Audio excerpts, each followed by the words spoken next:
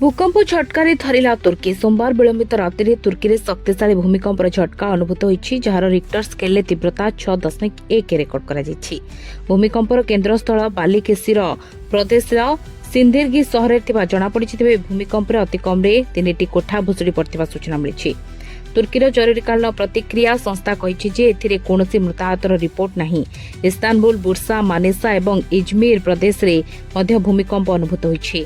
तुर्की सबुठु अधिक भूमिकंप द्वारा प्रभावित देश मध्य अन्यतम।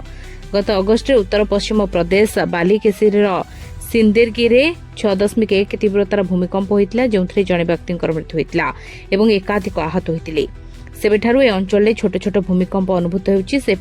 सेपरी सेप्टेम्बर मासरे तुर्कीर बालिकेसीर प्रदेश में 4.9 तीव्रतार भूमिकंप होता। विपर्यय परिचालना कर्तृपक्ष रिपोर्ट करिसेंति जे बालिकेसीर सिंदेरगी अंचल घटिथिबा भूमिकंपर गभीरता 7.72 मीटर थिला। तुर्कीर राष्ट्रपति रेसेफ एर्डोगान तांको देशवासी सुरक्षा ପାଇଁ प्रार्थना करी एक विवृत्ति जारी करथिले। देशर सर्वबृहत सहर इस्तानबुल समेत अनेक प्रदेश में यह भूमिकंप अनुभूत होइतिला।